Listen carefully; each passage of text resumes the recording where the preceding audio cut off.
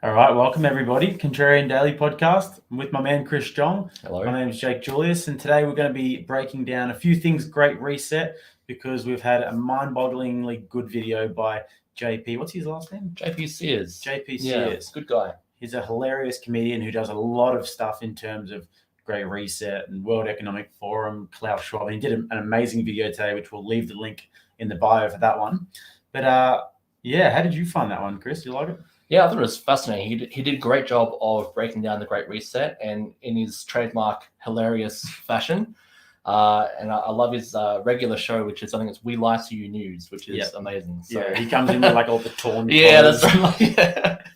Like he's being held at gunpoint. That's it, exactly. Yeah. But no, I think it was, for a funny guy, it was one of the most intelligent breakdowns of what's going on, and he does it in such a clear, succinct way as well. So you really can't leave anything to the imagination. And for somebody like me, you've read the book, The Great Reset. I haven't. I always get a little bit spooked out by that whole subject because as much as I want to learn about it, want to know about it, want to understand what the plan is, it's a lot to take on, and it's a can of worms. And if to the layman like myself, it's very hard to digest that level of sort of corruption and that level of systematic sort of planning to take over the world by a guy who actually wears a Darth Vader suit. Yeah, that's right. I know. So, yeah, which is hilarious. I heard that was, I think, just a university or a college graduation gown of some sorts, but he is the Sith Lord. Yeah, he is.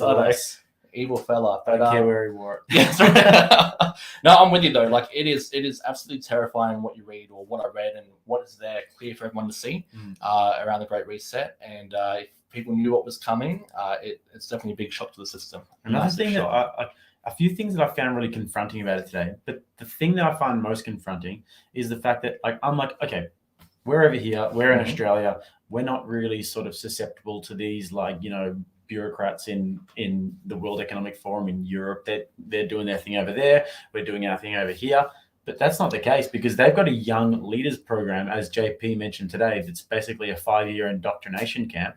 I think Brad Hazard, if I'm not mistaken, it wouldn't surprise me. One of them, or is affiliated somehow. You've got Mark Zuckerberg, who's a young leader. You've got Justin Trudeau, who's a young leader. You've got Macron from France, who's a young leader.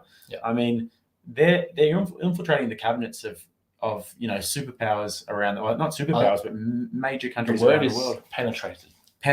Yeah, so yes, use your words properly. Yeah, no, 100%. They've definitely penetrated the cabinets, and not even the cabinets, also the big corporations. I think a lot of the companies have got former BlackRock or young leaders and World Economic Forum people on their boards. What is BlackRock? We need to break that down. We'll do a breakdown. BlackRock is it's a big investment firm over in the USA. I think it's the biggest, I believe, and they own shares in pretty much every large company around the world. And there's a great video. I might try to find it for the stream here. And it's basically why I think it's BlackRock owns everything and it's our fault. And it basically shows all the different companies it has stakes in. And I believe quite a few controlling stakes as well. And look, lo and behold, a lot of the guys from the BlackRock, I guess the C-suite and that sort of stuff, like high up directors and everything, are part of the World Economic Forum and vice versa. It's fascinating how it all ties in. I tell you what, this makes me think, and it kind of goes against what I would usually say because I'm a massive advocate of capitalism, right? But I guess what we're seeing, it's not necessarily capitalism in a fundamental sense. It's more of like a fascism that we're seeing where the state and these massive corporations are merging, because that's what Mussolini just described fascism as. It's the emergence of the state and the corporation. Correct. But it does make me wonder as well, like to what end can the capitalist system be controlled? And who controls it? Because do we want the government controlling it? No. Because, correct. No. So when you get a company like BlackRock that has, just infinite levels of growth, where they can start to sort of have the power that they're starting to show right now, or not starting to, they're showing, and they're buying up homes at massive rates, and they're in bed with massive US governments, and some of the people who have been in Joe Biden's team were former BlackRock members and board members and the World Economic Forum board members. It's crazy, but it makes me think, like, fundamentally, is it a problem of capitalism? Is this capitalism eating itself? And is this the Pareto distribution becoming so far apart? Yeah, well, I think we can argue that we're not really in what we traditionally call free market capitalism. So I think that the free market capitalism is what's gotten us to where we are now. Now we're sort of either in crony capitalism and moving towards what Klaus Schwab calls stakeholder capitalism. And basically what he's trying to do there is right now, companies and corporations are supposed to be just exist for the profit of their shareholders. Klaus Schwab wants it to go across to be the stakeholders, which is not the shareholders. So, all those things. But look, I think this is definitely not what we would traditionally call capitalism. Free market capitalism is what I think most people think about when they think capitalism. And I think using the word, capitalism, unfortunately, like I have 10 times in the sentence, it really it degenerates what it really is, because we are not in capitalism as we know it. So also with capitalism, what usually happens is it always has the winners and the losers, and then over time that divide does grow. And I'm reading a great book actually by Ray Dalio, which is the Principles for the Changing World Order, I think it's called, and he breaks it all down in there. And what we've got now is the fact that when you get successful in capitalism, you have a lot of money, and then you can buy political power. And back in the olden days, we're talking the Washingtons and those sorts of times with the USA in particular, politicians wouldn't be in government for a whole career. They'd go in, do their terms, maybe a couple of years, and then they'd go back to their careers. So, I guess the limit, the ability of corporations to control the politicians was limited by that degree. Now we have career politicians and also bureaucrats and the deep state and all those sorts of things. You have the revolving doors between government and then corporations and corporations and government. Like often these guys they'll leave their government job and they'll be placed on the board of a big corporation where they just can't. It's like, oh wow, I mean, you must have made some great connections in your time as a politician. Yeah, I think that's what people loved about Trump. One of the things I loved about Trump is that he could sort of connect with the everyday person, and the fact that he was a successful businessman. You don't see Joe Biden having any successful sort of. He's been successful at nothing except for just climbing the ladder and just stomping on heads on the way up. And I think Barack Obama made the statement where he said, "Don't underestimate Joe Biden's ability to fuck things up." Correct. Yeah. And he was so true. It's ringing true right now. But that's what I loved about Trump, is that he's a businessman he's written the art of the deal. He knew how to go overseas and make deals, big business deals. And who's to say that doesn't? If you look at America as a business, something that needed a bit of surgery. Who's to say that doesn't directly translate? And I think that we saw it did. I think it does very much so. And you look at Trump, he made his money before he got into politics. People like Biden, Nancy Pelosi, all those people, they make their money in politics. And you go, well, if they're making their money in politics, what the heck's going on there? Where you got a case where Nancy Pelosi's stock trade or share trades are beating the rest of the market. So how can she? Were you telling me that there was like a Twitter page or something? There was, yeah. It was like tracking Nancy Pelosi's And shares. it got banned, yeah. And basically, Nancy Pelosi's shares and her trading was beating like professional traders on Wall Street. The index. Beating it all. That's right. It's like, what the heck is going on here? But yeah, those sorts of people, the career politicians, they get into politics without money, and they come out with tens, if not hundreds of millions of dollars. Trump got into politics having already made his money. Didn't draw a salary as a president and that sort of thing. I think he donated it to a bunch of exactly. And I think maybe even his net worth, I don't know, I'm speculating, but I think it might have even taken a hit because of all the bad press and all that sort of thing. So, again, you look at people's motivations. I believe that Trump, for all of his faults, really loves America, and loves the American people. And the politicians, they don't love the country or the people. They look at them as their pay pigs and as their source of, wealth and power, and it's terrifying and terrible. I've got zero, respect for any of the career politicians. I noticed that JP in that video today said he mentioned Scott Morrison explicitly and said that Scott Morrison has been perpetrating crimes against humanity. I'm wondering, what do you think he means by that? It's a good question. Could be any number of things. Well, obviously, there's the. I have no idea. I'm thinking it could be the lockdowns. It could be the lack of leadership he showed through, not really crimes against humanity, but the going to Hawaii, everything that's happened in Australia. I mean, like the lockdowns and the mandates, and it is quite severe over here. It is. Well, I think he ceded the power to the premiers, and that was showing a severe lack of leadership.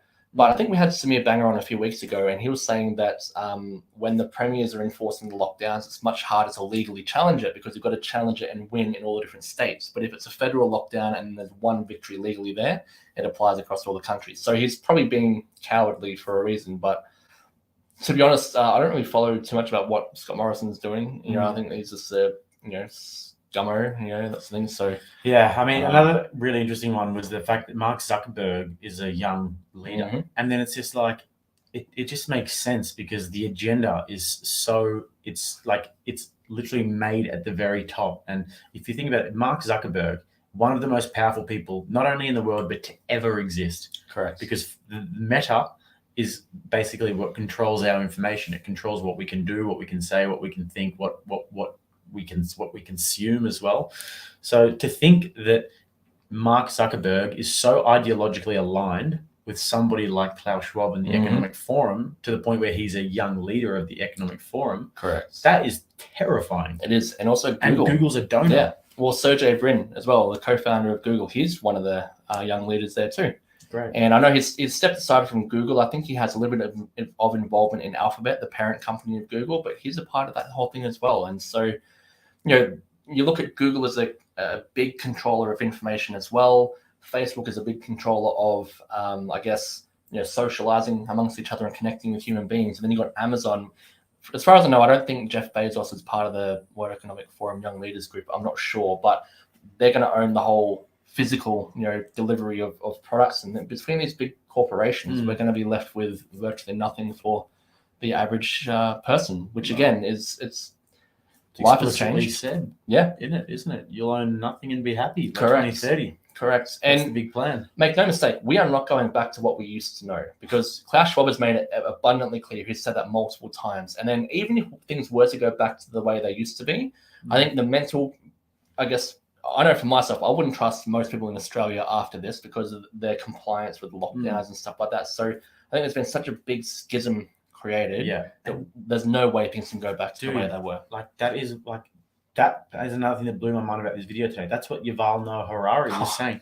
Yes. He's the guy who wrote Sapiens. Yes. I love that book. Correct. Yeah. And then he also wrote Sapiens and then the AI one after that's that. right. That was a great book as well. I couldn't believe it. I had no idea he was in bed with Klaus Schwab. He was like the right-hand man. Yeah, I didn't know that either. Dude, I thought I love that book, but I do remember it was very anti-human. And that's one thing I explicitly remember about that book, sort of reading it and being like, God, this sounds like very sort of anti-human rhetoric. And I think it's 21 Lessons for the 21st Century is the other book, and it's all about the future. And it's terrifying. And then he's in the JPC's video, he's got clips of him where he's saying that we are hackable animals, animals. The whole notion of free will does not exist. It's the whole notion of free will doesn't exist anymore.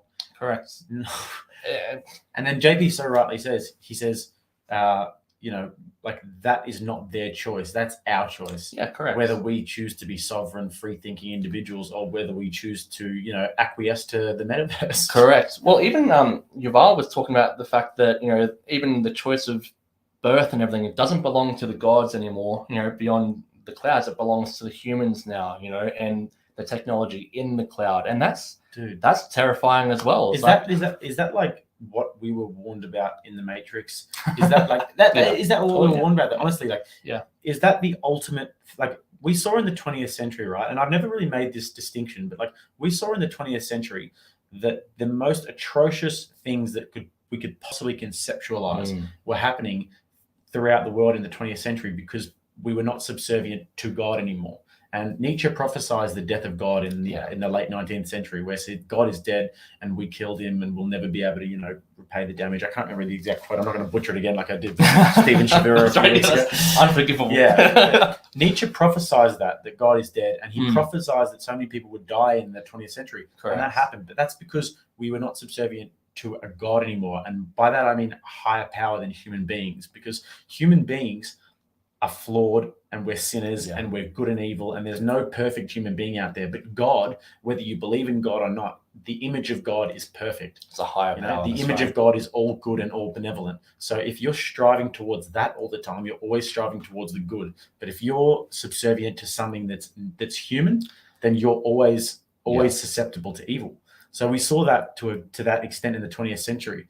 So now we're sort of giving that power away to AI Yeah. in a sense, and we're giving it away to things that aren't human. Correct. And not even the AI, but the people who control and program the AI. Because don't forget, even though AI is artificial intelligence, there are humans that set the boundaries and the direction of that thing too. And so realistically, a handful of people are controlling the future direction of the entire Earth right now. And that also is really not good, because again, Dennis Prager talks about it a lot, is that, if there is no higher power, then murder can't be evil, right? Because it's like, hey, we're just human beings, it's something we do. But when there's a higher power that says in, the 10 Commandments, that sort of stuff, thou shalt not kill, or I don't know what that is, but that whole concept, that if there is no higher power, then none of the laws, none of the things really matter anymore or exist, because we're just human beings. And if it's a human law, then I think I disagree with that human law.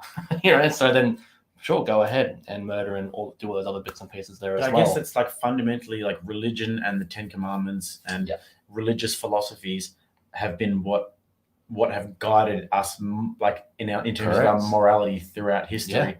And that is, and I know people say that, civilizations come and go and fall and rise, but like religion has been the one thing that has been the constant throughout history. Correct. And every time we've seen societies move away from God and move towards, this humanist sort of ideology, they've decayed and they've crumbled, and it's ended so terribly. And it just shows the fundamental flaws in human nature. And yeah, dude, this is a whole nother can of worms in terms of the religious debate, because I'm not a devout religious person by any means. Neither.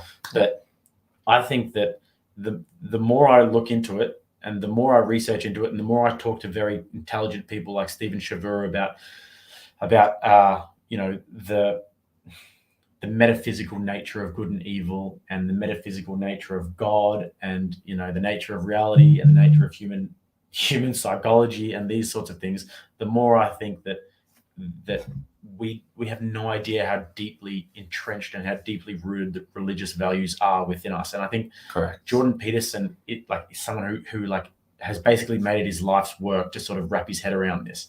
And then he talks a lot about like Jung and about archetypes, and about how these things, like the collective unconscious, is something that like we obviously don't understand. But what is that collective unconscious? It's something that we're not like immediately conscious about, but deep within us, we have these archetypes of these things that we just all subconsciously know. Correct. And it makes me, I don't know. No, it is interesting, and I think I love the humble brag, just by the way of talking to Stephen Chabura. Yeah. You got to drop it in there. He commented on my photo the other day too. Oh, there you go. But no, you're right though. Like religion has been with us, for the last 2,000 years with the Bible and those sorts of things, and we have, had that, I guess, underpinning. Even though we move away and closer towards it, we've had that underpinning for our whole society. And then we look at the breakdown of relationships, right? Dating, relationships, marriages, all those bits and pieces there. The nuclear family, society as we know it is really breaking apart. And if you understand the Great Reset and what they're trying to do, you'll see where some of it's intentional, and then others weren't intentional, but maybe being pushed now because they see it's going to help their agenda. And yeah, look, it is just leading to the point where, in my opinion anyway, is if things go the way they want them, there's no coming back from it. Because in the past, you could always rise up and rebel, right? You think back in like kings and queen times, the nobles could get together and discuss things in secret and in quiet and all that sort of stuff and organize a rebellion, right? And then in World War I and all that stuff, you could get together and talk about an organized rebellion. Once this stuff kicks in with the total surveillance nature of our entire world, how are you supposed to organize any sort of rebellion? It's going to be 1984, dude. Correct. It's impossible. And then not only that, but because they've got the means to communicate what they want to communicate to everyone at the same time, they'll be able to quash the rebellions before they even know they're going to want to rebel, if that makes sense. Again, if Hitler had the ability, that's right, thought crimes, all those things. That's exactly right. George, we're already seeing it. Yeah, that's right. Yeah, I know. He called it. I know. And so, look, that's the thing that really is for me is like, if we do not, if this comes into play, it is game over, in my opinion, for at least the very foreseeable future, like hundreds and hundreds of years until whatever comes next after that, because there is no coming back from this. You cannot, You cannot organize rebellion, resistance. You even look at what's happening with Russia. Actually, we're seeing the Great Reset in action with all the corporations and companies suspending actions, suspending service to Russia. When has that ever happened before? So you're going after the Russian citizens who have got nothing to do with the war to try to. And this is the whole part of cancel culture, and this is the merging of corporations and government working together. So, again, imagine having that weight and that all that direction brought upon you as an individual, or your small movement trying to organize a rebellion. In my view, it'll be impossible if this locks in. So it'll be the modern way of quashing dissent. And there's a few really good points here about Ukraine and Russia, because I actually haven't thought about it from that standpoint, in the sense that like the Europeans are so readily just sanctioning the absolute arse off Russia. And look, definitely a good case for it, definitely fair enough in a sense, but at the same time, like, we are seeing the ability to be able to basically castrate somebody economically, or castrate somebody in terms of like it's a whole country here. So I got an email this afternoon from Upwork, which is how we work with our freelancers and things like that in our business, and they're telling us how they're cutting off service to all the contractors in Russia and Belarus. Right. So if you're a contractor or someone in Belarus, you will no longer get any employment from Upwork. If we work with those people, we have up until the 1st of May to end the relationship with them and get it wrapped up. And they even said in their statement announcing this whole thing, they said they know that this is going to affect people who have nothing to do with what's going on, yet they're still doing it. And this is their livelihoods, and for a lot of people, their source of employment, or only source of employment and income. Also, the Soviets don't really traditionally have a very good human rights record in terms of their own people. Correct. So, Putin's not exactly there saying, "Oh no, the regular person." No, he has to have his own empire.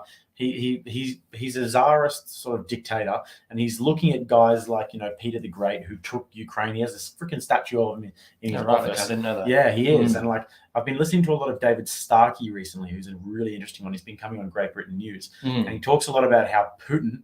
He's a historian. He talks a lot about how Putin is looking to be in the mold of the czarist Russians, such as Peter the Great, who took Ukraine and he sort of rebuild that Russian empire, as opposed to the Soviet vision. But it's very interesting. And another good point that you sort of loosely touched on before was the fact that mate, loosely touched on? Come on, give me some credit. You slapped it. Very, very loose association. You slapped it. No, another one you did slap before was the fact that like the conservative values are weak at the moment. And this is another thing that directly relates to what we're seeing at the moment, because I am 1000% of the belief that if Putin is looking at the USA and he sees a strong leader and a patriotic people, he is not invading Ukraine. Trump. He looks at them right now and he says he thinks that they're weak, that the price of oil is really high, and guess who they're relying on for oil? Correct. Europe. Going to be a cold winter. The winter's just passed, but they're looking at Europe and they're thinking, inflation's going up, price of oil's going up. You need us right now. Why have America not sanctioned, the Russian oil yet? Biden essentially gave Putin permission by saying, look, if it's a minor incursion, we won't do anything. And it's like, what the heck is going on? Then you look at what Trump was saying. If you invade Ukraine, I'm going to bomb Moscow. And like, that's a strong leader and a patriotic leader, and nothing happened, And it's so funny that everyone was talking about Trump being the warmonger, the one that's going to trigger off World War III and that sort of stuff. But no, it's the opposite. Biden, the weak leadership, is the one that's going to cause World War III, because at the end of the day, when the US is in power, they're by no means perfect, right? But when they're in power, the world is a better place. Yes. When they show weakness, that gives the other countries opportunities, like Putin, like China, or Winnie the Pooh. With those guys, it gives them the chance. It's like, hey, look, they're weak. Let's make our move. And that conflict is going to cause a lot of issue for people around the world, as we're already seeing. I tell you what, one of the things that I've seen, which just makes me laugh and cry, social justice warriors who now want to put their little Ukrainian colors in their freaking photo or whatever, and want to say, oh, and the US does nothing about. Oh, so now you want the US to be the world police? Correct. So now you want the US to be, far out. Like all they ever do is bag the US. It's just racist. It's this. It's that. It bombs this country. It bombs that country. And yes, it does, and it's got its flaws. But the Western experiment and the democratic United States of America is if you want someone to be the world police, you don't want it to be authoritarian Russia and authoritarian China, which is what we are in danger of at the moment if we don't pull our proverbial fingers out. Yeah, 100%. And the funny thing is as well, like you look at Obama was elected on a no war or anti-war platform, but he continued the wars.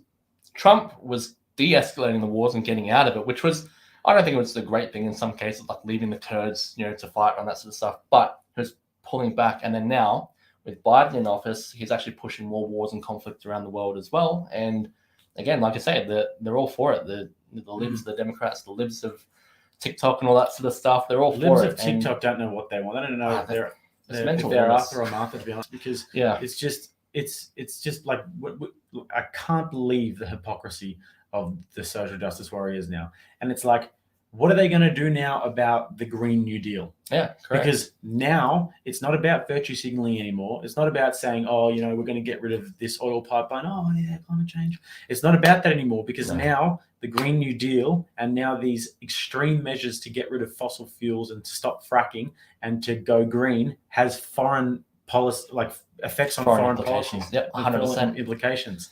So, what are they going to do now with their Green New Deal? And Biden didn't address that at the State of the Union last week. No. And this is a funny thing too. Like, it's like all the things that they were against with Trump, they're now going back on. So, like, we got that sort of situation there, but we also have like borders. They've been crying about the borders. We shouldn't have borders. Open the borders. There. As soon as Russia crosses the Ukraine border, they exist and they matter. It's like, what the heck is going on here? And it could. I thought we were in John Lennon's Imagine right now. Yeah, that's right. There was no borders. Right. Yep, Imagine. Yeah, exactly. But like the funny thing is, so like with the power and the oil and things like that, with everything that's going on, I actually think this is part of them trying to push towards the agenda of having net zero, I think net neutral zero, whatever it is. Net zero by, I think it's 2050, I think it is. 2025, some of them want. There you go. So I think it's pushing. It's mind-boggling. Yeah. But like, the US is still purchasing Russian oil. So they're funding 600,000 barrels a day. Correct. And then one of the reporters questioned Jen Psaki on it, and she's like, it's only 10% of what we're buying. Yeah. And it's like, it shouldn't be any percent of what you're buying. If you're opposed to the Russian conflict, right, and all the stuff that they're doing there, you should be cutting off all your oil. And then they're not going to turn back on I think it's a Keystone pipeline, right? And Keystone pipeline. Yeah, that Biden turned off and said, no, we're not going to do that. So I think that what this is doing is it's pushing towards the need for green energy. And it's going to be a very painful transition for us because I haven't even thought about that. Yeah, that's right. Because that's the whole World Economic Forum's game. That's exactly right. And so the way I look at these things is you look at what they want, right? And then what are they going to need to achieve to get what they want? And then you think, okay, is what's happening right now helping that aim or hindering it? And I think this is a big part of that because it's going to get people used to not driving so much, right? So we've got petrol prices going up. Fucking bikes like the freaking 100% Finland or whatever they're doing. 100%. And they got 200% taxes on cars and stuff. Well, I can't remember what country it was. I think it's somewhere in Canada or Europe or America where we're posing taxes based on the kilometers you drive and travel. And they're talking about that's right. And I can't remember off the top of my head, but they're talking about that. And again, it'll come into play down the track. But essentially, all this is going to do is help reduce people driving, right? And then when they reduce people driving, we're going to look for other forms of travel. Which I was watching, I think the Ice Age Farmer, and he's saying it's all about trains, right? It's got a great video, which we'll link in the episode here. But basically, he shows how the likes of Buffett, Bill Gates, and all these big companies have been buying up train companies and all that sort of stuff around America and Canada. And it's because that's the preferred form of transport that they're going to push everyone towards. And driving will become extremely rare. And, there's even pushes to have, just in terms of oil and petrol, I think it's internal combustion engine ICE vehicles. No more selling of them by 2025 or 2030 or thereabouts. It's like no more selling. That's terrifying because then what we're going to have to do is we're going to have all these EVs, electric vehicles. But then you look at where's the power come from to recharge the batteries? It's got to come from coal power, right? But then what will happen is when there's not enough green energy to charge all the cars, or it comes from like the lithium that they have like the African children mining. That's exactly right. And did you know that I was watching a video today? It takes 10 years for them to establish a lithium line. So it's a big project and a big deal. And the problem they've got right now is that the amount of lithium they need, with all like the future demand is not going to be able to keep up. So basically what that means is the batteries and all that sort of stuff is going to be in very, very high demand, very, very low supply, and it'll be that way for a period of time. And so then again, petrol prices and oil prices going so high, no more selling of internal combustion engine vehicles.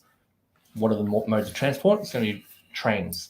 And then even there's a great, I'll see if I can find this graphic by a UK think tank, and it's talking about how shipping and also air travel will be gone by, I think, 2030 or 2040. And there just will not be any shipping or air travel. And we're already being made to get used to moving the fact towards that way. That's right. That we're not, we're not able to travel. Correct. And I saw, you know me, I follow my Extinction Rebellion pages on Facebook. And I try to always find out where the next protest is so that I can attend, and they know my face now. Oh, do they? So, yeah. Okay, gotcha. I've been down to a few protests. I make friends though. We're all friends. I like them as people. But I just don't really think that, like, I saw a meme come up the other day and it was saying, all of this conflict over oil in the world and I wonder what a good sort of resolution is. And they were obviously referring to green energy. And I was like, you guys don't realize that you're literally marching yourself by your own collar to your own freaking gulag, right? Correct. Correct. You guys are going to be the ones they're building the walls. Yeah, they're building the walls. All of you all progressives that are on board with the whole World Economic Forum and the smart cities and the lower emissions, you think that the people at the top of power in the entire world give two squirts of piss about the climate? No, they do not. They do not. And this is the thing that's so terrifying as well. It's like these people are marching us all, right, collectively. Some of us kicking and screaming like us, and likely you if you're watching this. They're dragging us all to the same gulag, once of a better word, and they're building it themselves, and they're cheering, and they're all happy for it. Yeah. And by the time they realize what they've done, it'll be far too late to do anything about it. I wonder what a gulag is going to look like in the metaverse. It is the gulag. Yeah. I wonder, because you'd have to you'd walk in and you'd be swinging your virtual hammer and crushing your virtual rock and doing your virtual slave labor, and then you go back. That's right. And then you go back to your virtual cell or your virtual bunk bed, and that's it. I reckon exactly. do you reckon they'd surely if it was in the metaverse, the real estate wouldn't be too expensive. Hopefully they could just give us our own room, well, a nice blanket. Snoop Dogg's, being neighbors with Snoop Dogg is pretty expensive right now. So, No, but we'd be in the backcountry. Oh yeah, look, yeah. I'd be in some sort of swamp somewhere. Yeah, we'd be in the swamp. The gulag wouldn't be. Yeah. It'd be like China or North Korea, where the main cities they try and make them pretty, and then outside. Do you know what it would probably be? It'd probably be like all the old school graphics from Pong and Pac-Man, and you got dial-up internet connection. So you're sitting there, and you're like, I want to move 10 meters, and it takes an hour to move 10 meters. That'd be torture. Yeah, that's right. It would be. That's probably the new gulags. This graphic that you guys are seeing on the screen, I hope you can see. Let me just, I'll see if I can zoom in, right? This is from a think tank. So it's from Absolute Zero, and it's by a think tank by UK Fires in the UK. Now, this down here, this image that I'm getting to, this is their timeline and their pipeline for things. So 2020 to 2029, if we look at flying, it says all airports except Heathrow, Glasgow, Belfast closed with transfers by rail. 2030 to 2049, all remaining airports closed.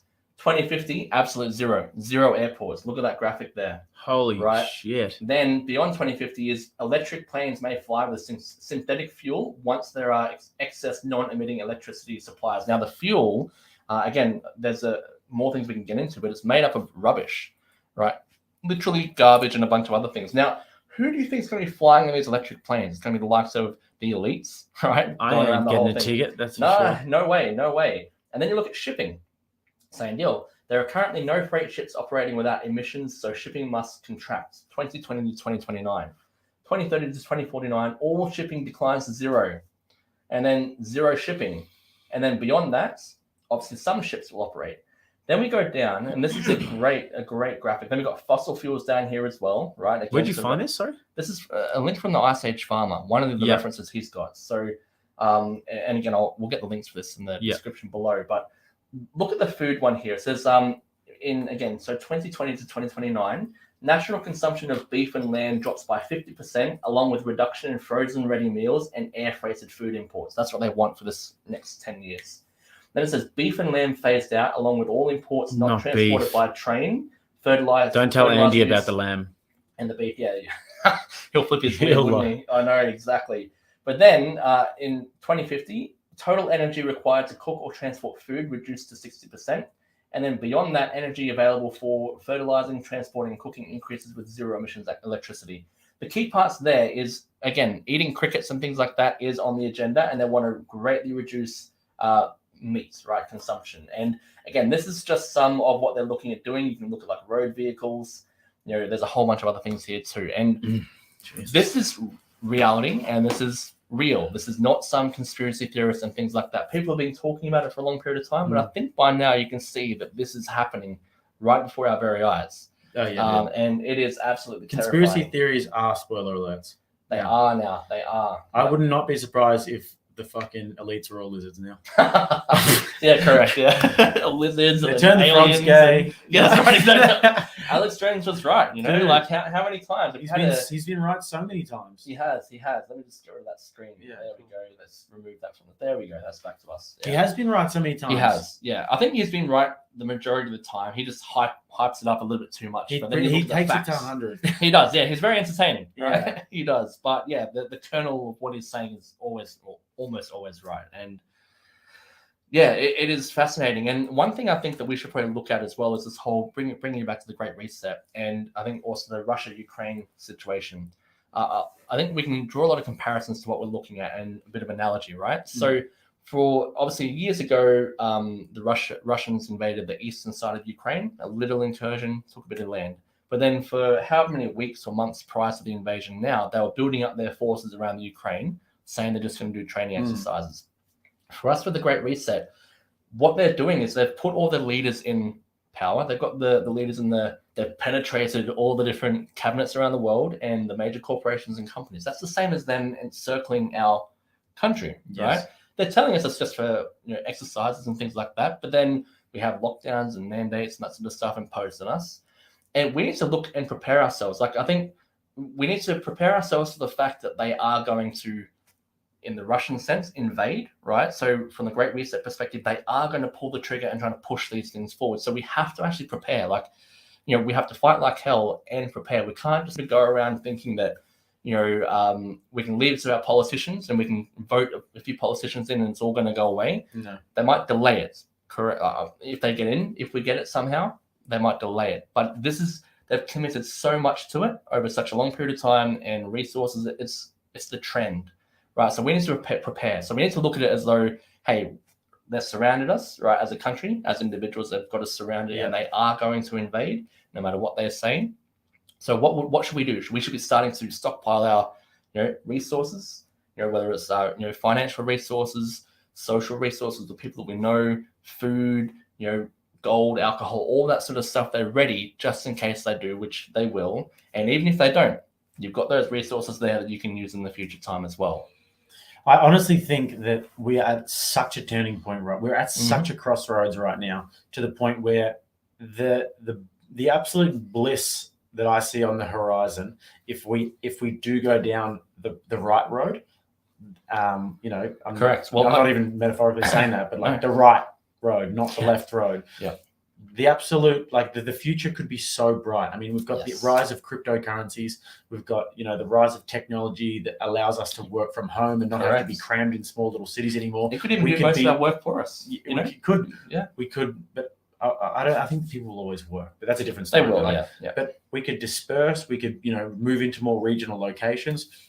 We could use, if it doesn't get regulated to the absolute shit, which it will, then we could use things like cryptocurrencies.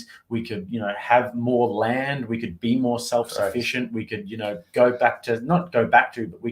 there could be a modern day incarnation of something like an old traditional values type setup. Big time. Well, I did a video, Time versus Freedom, which we put up on the channel, I think a few days ago. Towards the end, I did the analogy of a plane that was crash landing. Right, so we are crash landing right now. And that's our society right now. We are crashing and burning on the way down. The direction we're currently going in is leading us towards a volcanic, desolate island, which is everything that's terrible. But if we can steer the plane, to slightly to one direction, but we can land on an island that has everything that we want and need, right? Which is kind of like what you're saying there. Yes. because we are. What we know, everything in the society is crashing and burning. It is not going back to the way it used to be. So we've got the choice of having hell, for want of a better word, and we also have a choice of heaven, right? So, but it's up to us and the actions that we take right now. And I think, I think that again, watch this video, Time versus Freedom, because you'll see the whole awakening of the people. I think the awakening of the people is definitely happening, but whether it's happening at a fast enough rate to actually be able to do anything about it, I'm not so sure. And it leads me to believe that we need to push harder, right? And do more, because they know that as they take more freedoms away from people, more people are going to wake up. And they also know there's going to be points in time where the majority of the people wake up, but by the time that happens, it'll be too late to do anything about it. Right, so our only option is to try to get people awake and pushing back against this in the majority in mass before they're ready to close that gate, right? And that's what we need to do. If we can't do that, then it's going to be a very, very interesting time in our future. It's mind-boggling that we're here, And when I catch myself talking about these things, sometimes I'm like, am I going fucking crazy? Yeah, am I a crackpot? Yeah, but then I remind myself of just the evidence. That's arguable. The most probably, but then I'm reminded of the fact that the evidence is so abundant. They're all around us. Yes, the fact that they're not hiding it.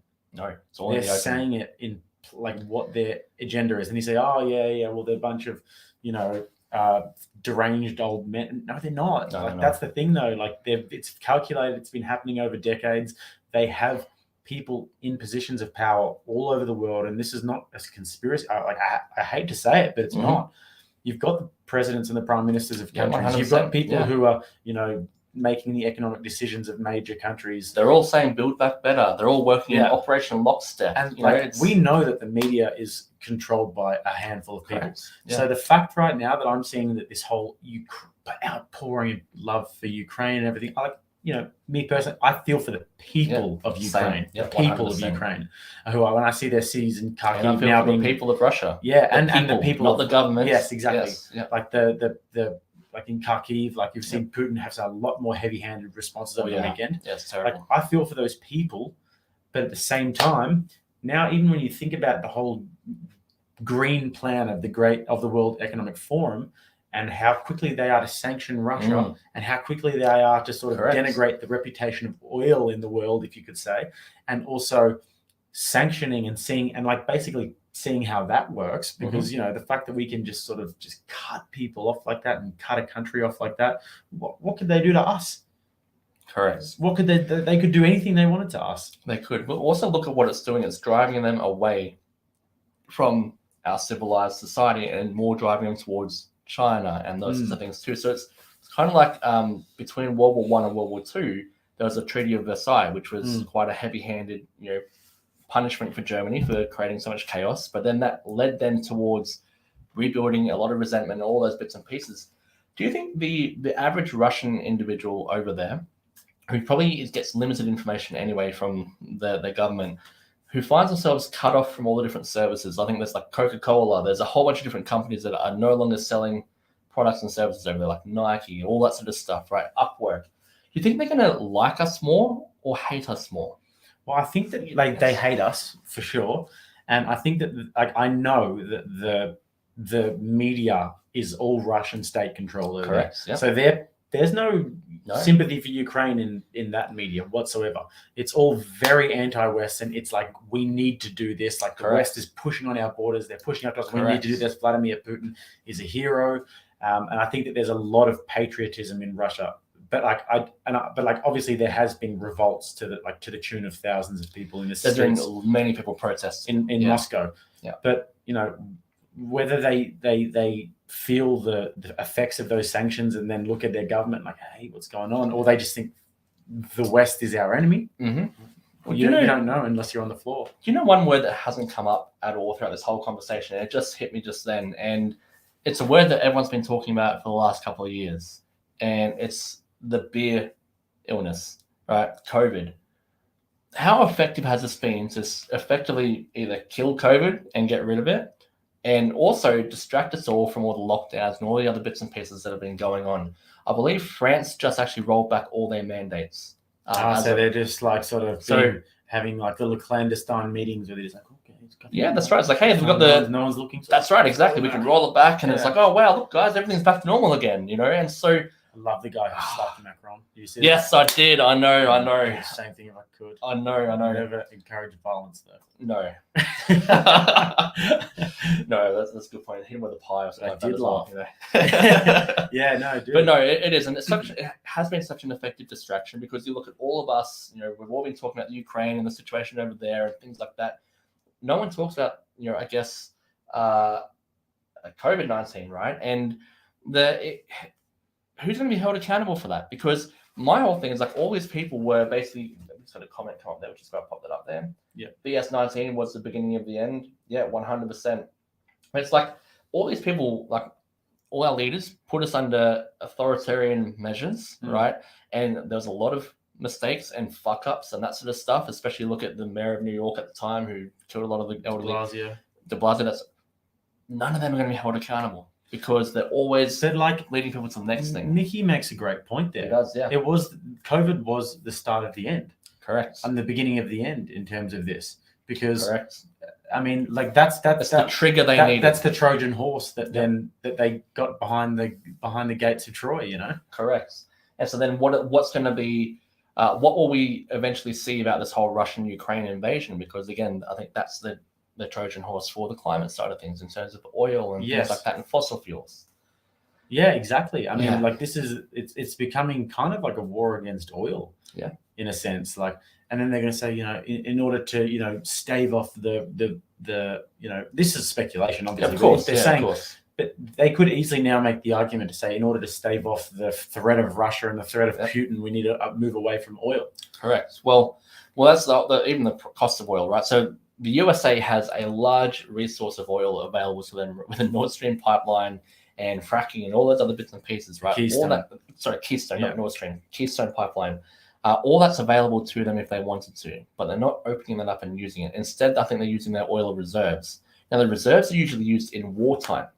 So that means you have enough fuel for your war machines. They're actually not using it yet. They're getting it off. Open up. And now they've just gone to Venezuela to go and try and do a deal with Venezuela. And they've gone to Iran to go and try and do a deal with Iran. Exactly. So it's pretty scary stuff. But exactly. What have we got here? So as That's Funny says, Adam Somurek tweeted today that he thinks Dan Andrews will end up in prison. I hope so. He deserves it. And not just Dan Andrews, but a lot of the people around him who also helped that disgrace happen.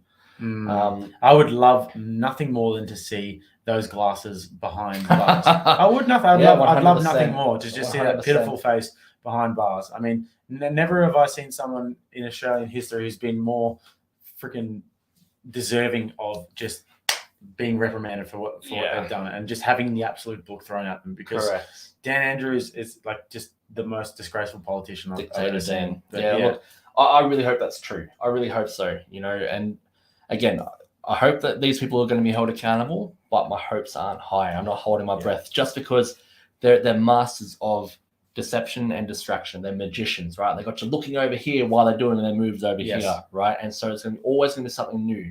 And then obviously we've got the food supply situation too. So there's a lot of yes, Gerald, a lot. 100%, mate. And throw away the key as well. Lock them up. That's right. We need Trump back. Yeah, no, 100%. But I think that we're not going to see that in the form of like the what were the trials called after Nazis? Nuremberg. The Nuremberg trials, in the sense that like in the world stage, people are being brought to justice. But I think that we might see it in the sense that they need scapegoats. They need to chuck their own under the bus. So it's going to be like a bit of a Stalin with Trotsky, sort of like blaming him for everything. So I think we might see Dan Andrews chucked under the bus by someone above him, but I don't think we're going to see him. In my opinion, actually, and again, this is from reading The Great Reset, right? They need to break the confidence, right, of the people in their national governments so they can bring in a world government. So I actually believe that all the heads of state right now and the things like that will likely be thrown under the bus at some stage, right, to a more or lesser degree, because it's really clear, even on both sides, like you look at people who are pro-mask mandates and that sort of stuff, they're all like answer the decisions they're making for freedom, right? So I really believe that all the leaders currently in power will be, thrown under the bus and be made to be the scapegoats. but they'll just retire somewhere and live out their life in luxury. They'll just do a bit of an Epstein. Hopefully. But they'll probably do more of a Ghislaine, right? So again, that was another massive trial that we didn't hear anything about, right? And all that information has been bugger all about. There was a Twitter account that was keeping up with that. Cancelled. Gone. Done. And then what happened there? And I think they then intentionally not releasing all that information as well, right? Dude, did you hear about how Epstein had one of his workers or something like that who was in maybe I'm trying to remember, in Paris or something like that, was suicided? No, it was like a very close associate of his, and somebody who was like really closely related was in prison in Paris for the same thing and got suicided. It was a big story, like in the dark web, like a week ago. Does not surprise me. Yeah, Mickey's saying force poisoning the population. People need to wake up. Yeah, 100%. It's happening right before our very eyes. Yeah. And it's terrifying. But again, like I just think that the media and all this, the government, they have a lot of things in their favor that we don't have, right? And I think what we need to do, we need to not fight their fight. It's like a conventional army up against an insurgency. And insurgency does not fight a traditional battle, right? They don't go man to man in the military and stuff. They have counter or insurgency operations. We need to start thinking like that too, right? Rather than trying to push back in the traditional means, because they got all these advantages, right? They can see what we're saying, right? If they wanted to, they can look at all this stuff that we're talking about in Telegram and all the different apps that are out there. They can have plans. Oh no, not Telegram. all the different apps. But they could see all of our communications, right? All of it. We don't have we can't see their communications, right? We have zero, unless we go on Hunter's laptop. Well, yeah. that you might need to clean your eyes out after that. But the thing is, like that, they can see all of our stuff. It's like an open book. So we need to operate knowing that they can see what we're doing, and we need to find different ways of. I wonder if, like, thinking about that, is the mobilization that we're seeing now, is this the last stand? Is this the last frontier? Yeah. Because like we're seeing censorship become like our Instagram page. Mm-hmm. Like, so for example, my Instagram page, my normal one that I use for my everyday life, I've got about 1,700 followers, and I get over 100 likes on every photo. I'm fucking popular. Yeah, really. Yeah. But like that's like what I average, right? Yeah. And then what about the dislikes? No. Luckily, there's none. Yeah. But then we've got the contrarian. We've got like 1,300 followers. Mm-hmm. 2, yep, 3, 4. That sort of like. And I know that we would get much more engagement if it was. What have we got here? So that's funny. It says, today I saw a media headline suggesting that people in Lismore should not bother to rebuild their homes and that they should just move out of the area instead in an effort to centralise the population. Possibly. Actually, it's funny, Andy, let's talk about Lismore. Yeah. Well, our co-host, he went down on Sunday to help the cleanup, and I'll be heading down the weekend as well if that's still happening. And he was saying that houses were completely wiped out, and it was absolutely disgusting. And again, the SES who weren't vaccinated, they couldn't help. But there's, and again, I don't know. I've just heard reports of the towns and that sort of stuff being left to their own, right? I've also heard reports, and this is speculation, but I've heard reports as well that the military was sent in to help, but then they just did a bit of a photo shoot and got out of there and did bugger all. Wouldn't surprise me. And I've also heard that there are programs. I think it's called HARP. Have you ever heard of HARP? It's like a program. No, I haven't. Where they can this is. Now I've got my tinfoil hat. Okay, and there is we're going down the rabbit hole. Yeah, we're going down the rabbit hole. Okay. Yep. But it's basically a program in the United States where they can manufacture with electricity weather. I've heard of this. Yes, I've seen talk of this in certain groups as well. Yeah, weather manipulation. Whether it's true or not, I'm not too sure, and whether it's been shown or not, the technology has been there. Like there's like cloud seeding and that sort of stuff. So I think the Chinese use it to try to get things, and there's been a lot of scientific study on this, and I think there's even stuff on it here in Australia apparently that then causes rainfall and everything. Leading up to the floods, before, like as it was just starting, people were saying that was what was going on. Yeah. And again, like this is something that, again, I'm very open-minded to it now after everything else that's been going on, but I just don't know enough about it. I don't either. But what I do know is that also those northern river places. That's right. The least most waxed places in Australia as well. Right. So. Yeah, that's true. Well, that's exactly right. And look, I think That's Funny probably has as a show of wealth. Dubai uses it to make it rain. Yeah, actually, as a show of wealth. That's right. That's what Stephen was saying. Correct. The weather manipulation is real. Yeah, 100%. and just to what degree I'm just not sure of. But maybe fill us in there, Steve. Yeah, Steve. Yeah, let us know a little bit more. That's a good point. Yeah. With this one here, in terms of an effort to centralize the population, it's very possible. The whole thing about smart cities. Here we go. So cloud cities has been going on since 1947. I think we've hit a bit of a nerve here with this. I think it's a good point. 1947.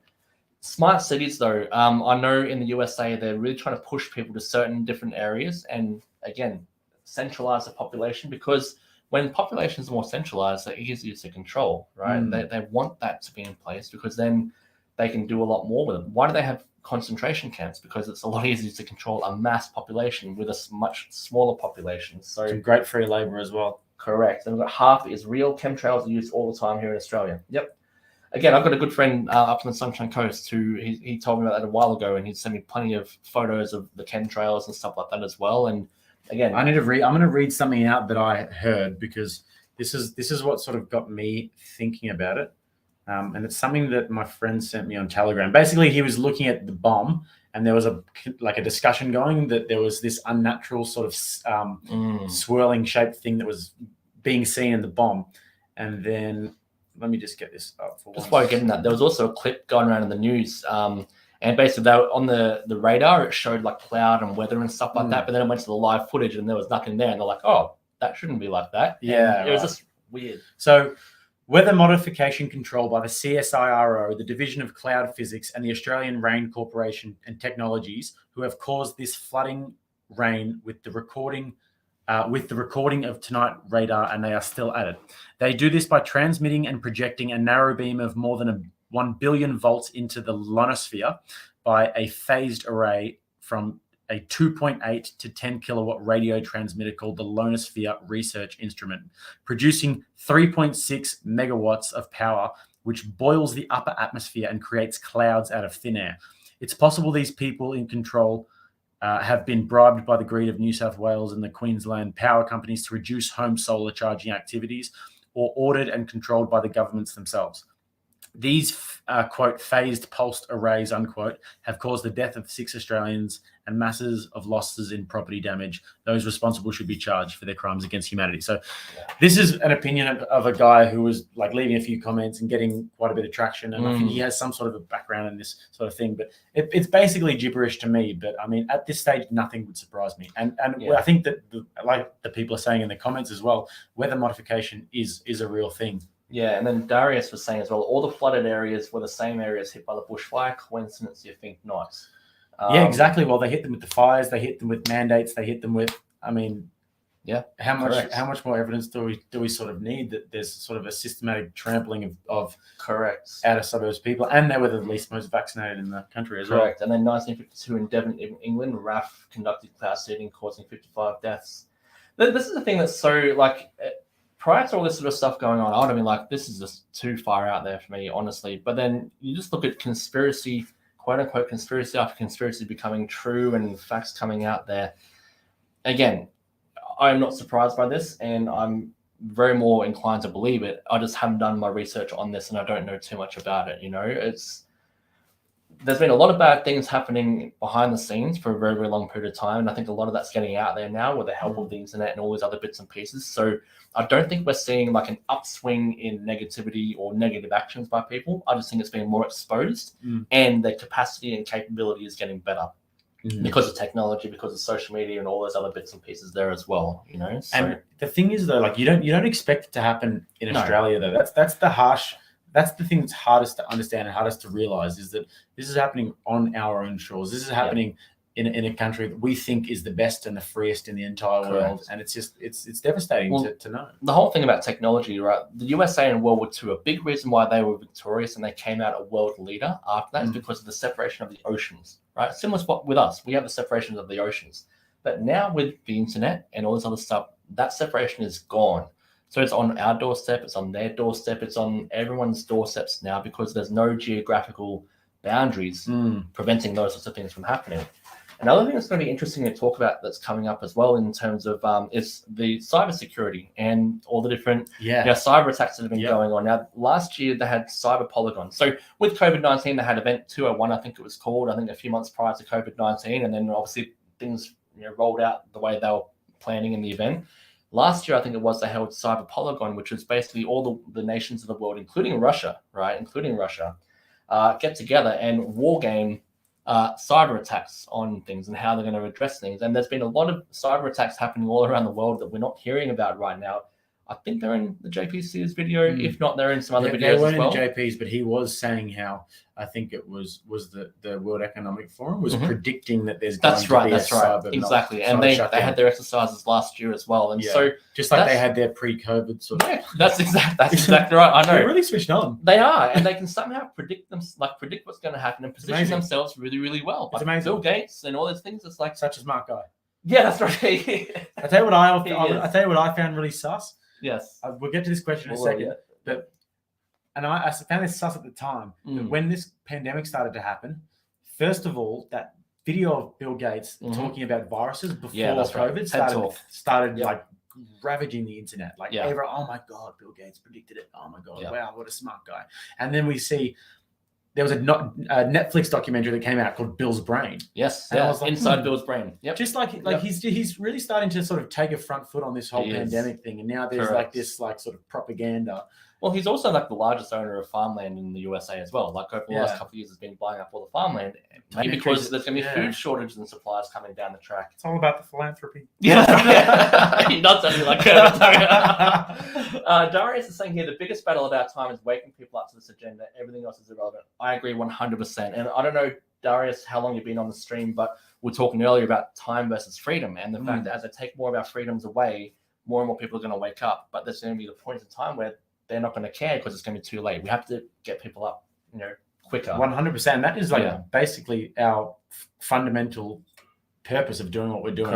Is to increase public consciousness around this, because the only way that you can't enslave an educated mind, and the only way that we're going to sort of combat this narrative and combat the impending sort of tragedies and the impending sort of massive mass scale changes in our life that are destined to happen if we don't wake up, is to increase this public consciousness and to sort of, I guess, in a corny sort of way, come together. Yeah, 100%. Yeah, and fight this together. But going back to Bill, like it's fascinating how he's been he's a computer guy who's also now a vaccine guy, and then he's basically the expert on all these world crises that are going on. And sure, he's smart. Of course he's smart, but he's not that smart.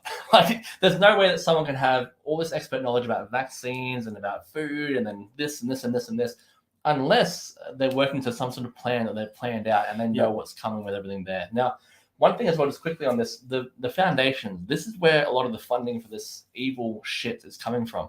Like the Bill and Melinda Gates Foundation and all these other things. Inadvertently funded as well. Yes. Not just from the foundation, but so he had the different organizations that are net sort of like affiliated with the Gates Foundation. And this is what Bobby F. Kennedy did so well in his book, was he said, okay, well, who are they affiliated with? So who are they basically funneling money through to get to fund wherever they want to fund? But why do they use foundations? Right? It's because you don't have to declare how much money has been given to certain things through the foundations. With all the corporations and companies, especially the public ones, I should say, you've got to declare your income and expenses and what you're spending money on.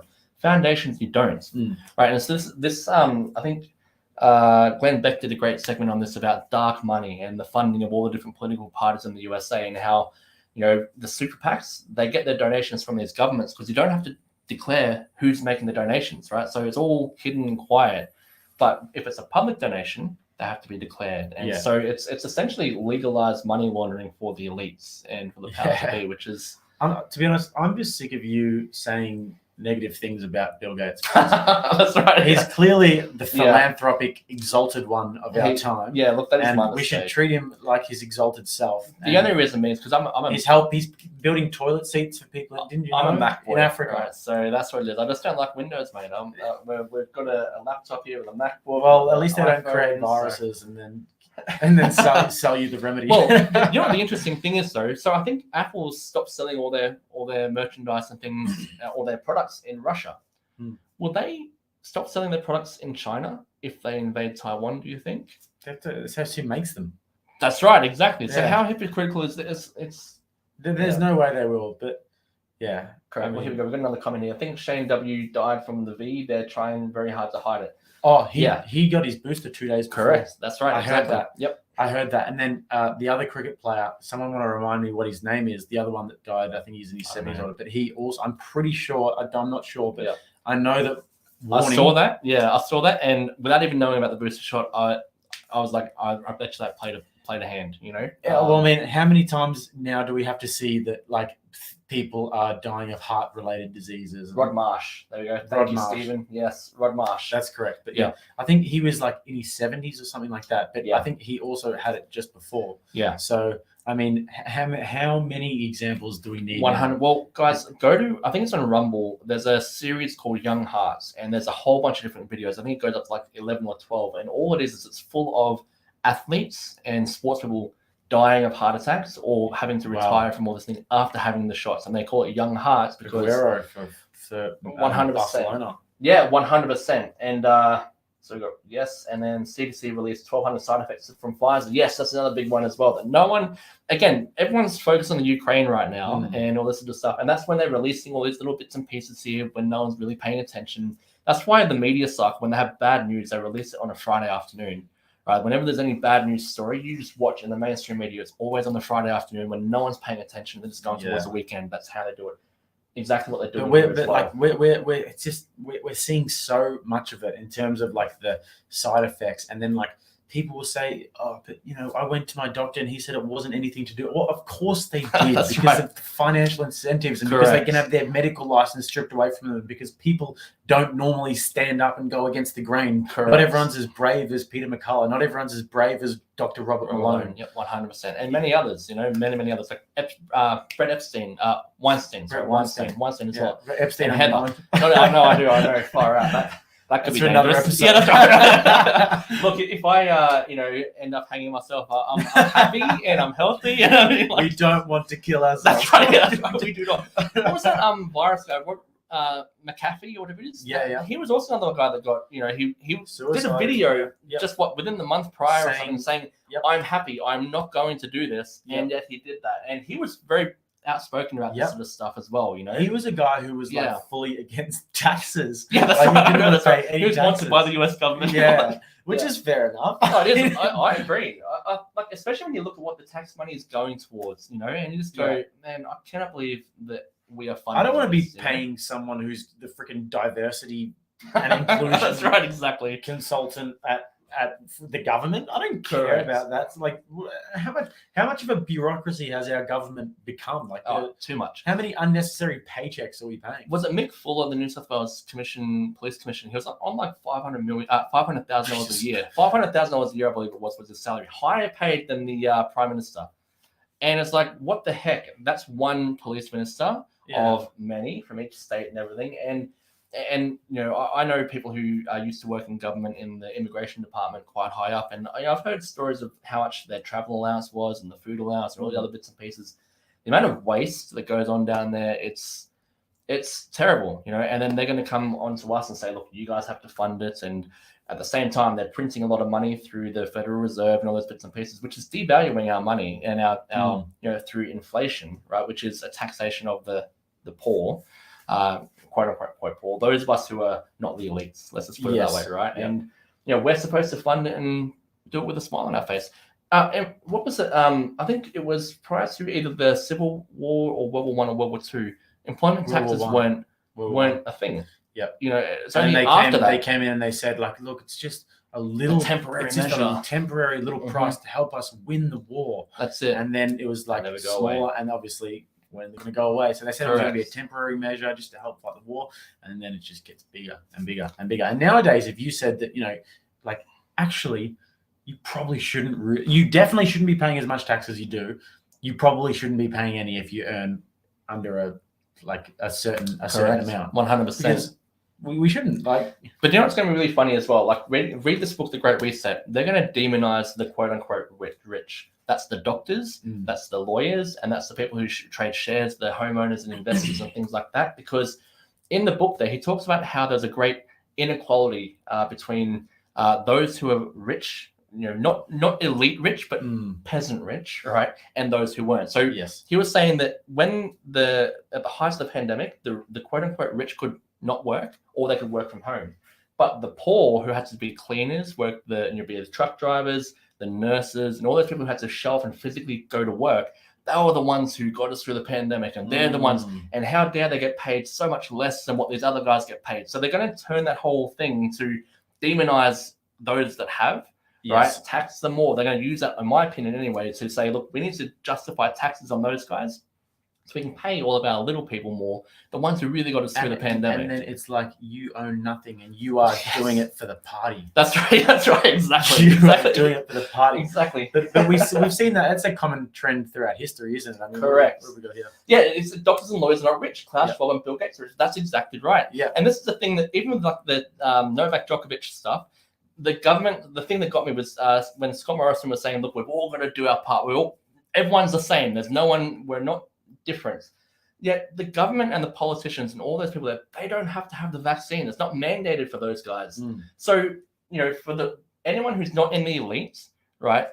Everyone else below them is the peasants, right? And that includes the doctors and the lawyers and the investors and all those bits and pieces. It's mind-boggling. So again, it's a completely different class. The elites are just way above. But we've I'd seen say the billionaires. We've seen this throughout history. I mean, we've seen in the Soviet Union. What have we got here? Yeah, Darius is saying there's nothing more permanent than a temporary government measure. Yes, absolutely, 100%. Yeah. Well, like I've said, though, we've seen in the Soviet Union in the late 1929 was the start of the dekulakization. So basically, they pointed their finger at all of the wealthy peasants, right? And they said that these guys are the reason why you are all disaffected, why you guys are all feeling disenfranchised. And didn't it start with like the wealthiest of them, and then it sort of worked its way down to like as long as you had any sort of farmland, or then if you had a job, or something. Like it started off. And if you employed anyone, that's right. If you're a wealthy peasant, you've got all. You've got a little bit of land. You maybe employ one person, and then like they basically systematically arrested them, banished them, exiled them, raped their families, killed them, whatever. And then they got rid of them. But then after that, there was the Holodomor, which was, I think we talked about the other day, which Holodomor was the famine of the Ukraine, which is basically Stalin had his 5-year plan, which is how he was going to move Soviet Union from horse and cart to industrialized nation. And during that 5 years, one of his things that he was going to do is he went into the Ukraine and he took all of the grain and all of the wheat and all of the supply and he sold it off to other countries in Europe to just quickly generate money. And it caused a famine that killed 5 million people in the Ukraine. And they started that off by blaming the fat cats. That's right. But then not themselves, not the elites and power, the real power ones, but the fat cats compared to the peasants.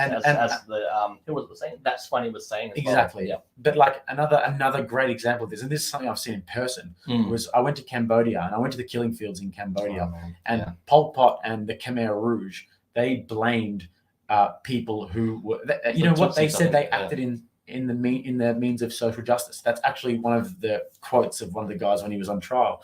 But they went and they said, anybody who's a teacher, anybody who's a lawyer, anybody who's a doctor, anybody who's educated, to the camps. They would round them all up. Anybody who was educated, they would say, you go to the camps. They'd bring them there, and then they would they would die the most atrocious deaths as well. They would lock them in those camps for days. And I went and listened to the whole history of it. And what they would do was they'd take you, they'd torture you, they'd say, you're this, you're that, you're a spy, you're that, whatever. Torture you, make you basically yield to them. They'd take you down to the camps, and then they would play propagandistic music for like days. And then they would take them and they'd kill them, they'd put them in camps. And then last thing, there was one spot in particular that was to this couple of the most disturbing things I've ever seen. One of them was they would take these the ladies with their children to this place where they had a massive ugly tree and a hole. They would take the children off the mothers and they would bash them against the tree until they died and then throw them into the hole. And that was like, it was one of the most depraved things that I've ever heard in my life. And then as you walk into the killing fields, last thing, there's a big pyramid structure like this, and it's full of skulls. It's full of the human skulls of the people. And you can go and see this if you ever go to Phnom Penh in Cambodia. If we can ever travel again. Yeah. If we can. But there's a huge pyramid structure just full of human skulls. And it's just like one of the most raw things you could ever see. Well, so that's funny you're saying, didn't Mao pull a similar move in starving the population? Yeah, he did. And a lot of it is partially it's intentional, partially it's just their bad mismanagement of things. But I think this also has to remind us, coming back to what we're saying towards the beginning of the show in terms of God and having a higher power than humans, that human beings have a capacity for such evil, right, on a humongous scale. And the people who are perpetrating this evil never think they're evil. they're doing it for some social justice or whatever it is, and that sort of stuff. And same with COVID. People could justify forcing people, or even like with the lockdowns and things like that, not going to see your family before they pass away and die, and not attending their funerals. Yeah. They can justify doing all those different bits and pieces. Shouting down anyone, arresting the pregnant lady who put a post up about organising a protest. They can justify it because they've got a big emergency through COVID. Yeah. It's the same sort of deal that's happening with, obviously climate change and all the other bits and pieces and all these other previous atrocities, like you said, with the kulaks or whatever it was. Dekulakization. Yep. But also, it was all through social media. That's funny. It's another great thing to look into. And like, we can't really go into the finer details of it because I don't want to chew anyone's ear off here, but like the Mao's Great Leap Forward was another example of that. Where how many people died for the Great Leap Forward? Conservatively, they say 40 million. Could be 60, could be up to 100. So Alexander Solzhenitsyn, who wrote the Gulag Archipelago, predicts that it was up to 100 million. So, yeah, you guys look into Mao's Great Leap Forward if you haven't seen that already, and go. There's some great YouTube videos about it, and goes into depth about. The other thing is like we think that all this happened in history, and that's poor. It's never going to happen. Often, just one more thing. Yeah, Mao was an evil man. He was, yeah. But Mao was also strategically very inept in the way that he managed the Great Leap Forward. Right. Yeah. And he also wanted to industrialize China and make China a great superpower of the world, which we're seeing again right now. Mm-hmm. But there were many strategic things as well that went really wrong. And then what's the often centralization? The brutal part of things started to really happen with Mao when people started to say, hey, look, like we're fucking starving out here in the fields. And if you go and steal 1 grain of rice from the fields and you get caught, you'll be killed. Yeah. And if you say anything bad about Mao, you'll be killed. Well, we're just talking about the centralization of power and control, right? It just doesn't work. That's what Mao was trying to do, centralize the thing. The Soviet governments, all these people were trying to centralize power, and that's essentially what we're seeing right now. Like, so we call it scale, right, in terms of the tech world and information marketing and all the bits and pieces. With scale, it just means that you can serve more people with fewer resources. But that also means that the power is concentrated in fewer and fewer companies, right? And so you look at, back in the day, it would be almost impossible to starve, a group of people without going in by force and taking their food because they often had their own little farms, their own little communities and things like that. Now, it'd be extremely easy to starve a mass population because no one's growing their own food. Imagine how easy it would be. It's such a good point. Like I'm used to going into Coles and grabbing my chicken off the shelf and grabbing my packeted rice that I put in the microwave. Sticky Tim Tams, Tim Tams, man. Yeah. I had some lollies sometimes if I'm feeling adventurous. But dude, like it would be so easy. I have no survival skills. I'm screwed. Yeah. Okay. Well, I'm screwed. You just outed yourself. No group will ever take you in now. you got to be able to do something. Good hard labor, good company. You can box, you can fight, and that's I can teach you how to fight. Yeah, exactly. But no, it's a very good point, and I can't remember who said it, but if you control food, you control the population, right? And so you think about Melbourne last year with all the police who are doing those disgusting things to those the protesters, right?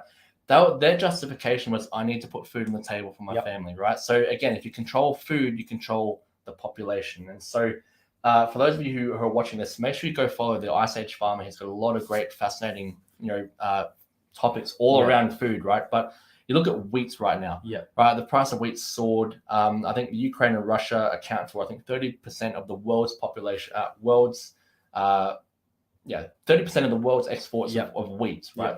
You don't take 30% of the wheat supply out of the supply chain and expect no consequences.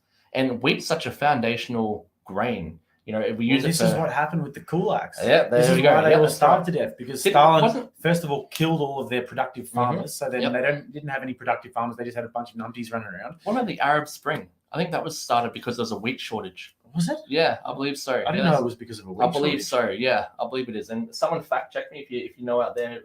Please check that. But I believe that's the case. Yeah, I had no idea about that. Mm-hmm. But yeah, have you ever seen Yeonmi Park talk? I have. Yes. Who's the North Korean She's defector. amazing. Absolutely And amazing. it's like the way that she describes it, and like we don't understand this, but this is so true, is that when people are hungry, it's Maslow's hierarchy of needs. At the very bottom of the hierarchy of needs, we have if you're hungry, do anything. you will. That's all you think about, though. Well, you don't think about anything but just where is my next meal coming from. So if you break it down, and if you get people to the very bottom of Maslow's hierarchy of needs, where they're where do I get food for me? Where do I get food for my family? They don't have time to worry about the Great Reset. Yeah, they don't have time to worry about whether manufacturing artificial color. Correct. Well, two things, right? Two things. And we'll get to your comment there too, Darius. I'll bring it up in a second. Two things. With the Ukrainians, the starvation of the Ukrainians, I've heard many stories. I think Jordan Peterson talks about it, of the parents eating their children. They had signs that said, do not eat your children. Yes, which is absolutely terrifying. And then the second thing is that the way that we push back against this is by being as stocked up and as prepared and organized as we. I'm gonna have 6 children, not so I can eat all of them. That's terrible. And on that note, Darius is saying, have you seen the Identify and Disrupt Bill 2021? Yes, this is the most draconian piece of legislation in a Western democracy. Now, this is the other thing. Like, there's so many of these things happening all around the world. Identify Bill of 2021. No, Identify and Disrupt Bill. This is the one where they can go in and log into your social media. Oh, yes. Right, and they can change your posts and all those bits and pieces. There's been that many of these like things passed into law under the radar. That again, imagine if they start fire reacting a bunch of good. They go through all the stories. They start fire reacting a bunch of like 4s and 5s. And I log in and I've got all these DMs. That's right, exactly. Yeah, they'll start you with the guys. Yeah, that's what they'll be doing. That's funny saying Dan's masterstroke is threatening people's jobs with a vaccine mandate 100%, and the only way out is to get an exemption from a doctor, which you won't get because the doctor's job will be threatened 100%. They say that like most people got the vaccine willingly. No, most people got the vaccine because they were coerced. I don't know, and I'm off the top of my head, I can't think of a single person who I know who was vaccinated who got the vaccine because they were worried about getting sick and ill. They got it because they either had to keep their job or they wanted to travel and they wanted things to get back to normal. Wait a second, things aren't back to normal. Like we're at apparently we're like 92% vaccination rate or whatever it is. There's still no travel. There's still it's not going back to normal, and yet people were led down the garden path. It's just get to here, just get to here, just get to here. It's absolutely terrible. Now here we go. We've got Stephen Pekar. South Australian police have had a massive win in court recently. Pull it up. Yes, and also Queensland Fire and Ambulance, I believe too. They don't have the mandates either. So yeah. And then we had Samir Banga as well, who had a big win the other day in terms of vaccine mandates. But all of these small wins are great. And like just the effort that people are putting in is just what's so amazing to see, because you've got people who are literally on the front lines right now who are fighting against these mandates, who are using their legal skills to go and fight against these mandates. And they're having big wins as well. So, I mean, it's great to see. Correct. Here we go, Stephen. Let's pull this up here, mate. Yeah, let's get it up. Are we young Jamie? Yeah. Or old Jamie in my case, I guess. Oh, come on, mate. All right, here we go. We've got the vaccine mandate drops for South Australia Police. This is from, again, just to give the dues, Illawarra Mercury, March 4, 2022. Vaccine mandates have been dropped across the South Australian police force, clearing the way for officers who refuse to get jabbed against COVID-19 to return to work. My only thing about this is why all that needed to happen was for people to stop and say, no, we're not going to accept this. Yep. Out of all this time, that's all they had to do in the police force or whatever. No, I'm not going to enforce this. No, I'm not going to enforce this. Yet they went ahead and did it. This is a great win, no doubt about it. And this is fantastic. But where are the rest of them? And I know there are like who was Evelyn Ray, former detective, I think it was, and she was saying she knows people in the departments who go behind the scenes. But where is the big uprising? And this is the thing that terrified me, is the fact that with all these mandates and things that were going on, there was no mass uprising, there was no mass outrage, right? After it became clear that they're just having us on. And that, I think, is a big reason that, it's a bit of a black pill, I guess, but, the apathy of the general population is what's going to drag us to hell, because there are those of us who are fighting like hell just to wake people up and take our own actions, right, in our own workplaces and do whatever we need to do. But unless we get that momentum, wins like this are great. It's like winning the battle, but the war is still not being won. And we need to have these wins, but we need to be able to do a lot more than this as well. So let me just get this back off here. Remove that one. We've got some more comments here as well. So hopefully the 92% don't start dropping like flies. 100%. I think that's fabricated numbers, though. Still, yeah, I believe so too. I mean, my circle is obviously a lot different to like the general demographic of Australia. But I personally know a lot of people that haven't got the juice. Yeah, same. And I would say like maybe it's only because you don't have any friends though, mate. Like, you know, I have 3 friends. No. 4 friends. Yeah. 2 of them are on. Yeah. So it could be 50. It could look, be... and you throw Stephen Shabora in there too. Yeah. No. No, but look, that's a very valid point there too, Mickey, as well. And you know, there's I can't remember who said it, but they've found that with the RNA stuff that was put in there, we've got to be very, very careful what we say on these social media things. But they can deliver messages to the body for up to 12 months after being in the body. And there's also the research coming out now that it actually does enter the DNA in the liver. Whatever it is, in vitro, whatever. I have no idea what that means, but let's go look that up. That's funny. It also says people didn't stand up because people are slaves to convenience. That's right. It's too hard to stand up, too much of a pain in the ass. 100%. And that's the problem. You know, that's the whole thing. I really believe we're moving towards a combination of 1984, Fahrenheit, whatever that one with the book burning thing, and then Brave New World. Yeah.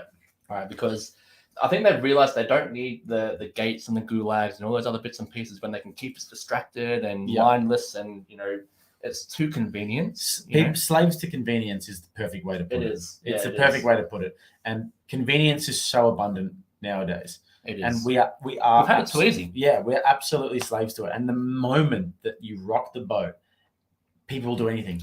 You know? Correct. The moment that our way of life is disturbed, it's that people cycle. Will blame anyone and will hide their heads in the sand. And yeah, it's a great way to put it. Well, the thing is, even like cancel culture, right? People apologize to cancel culture, which is the worst thing. It's like, what are you going to do? Cancel me? Okay, great. I said what I said.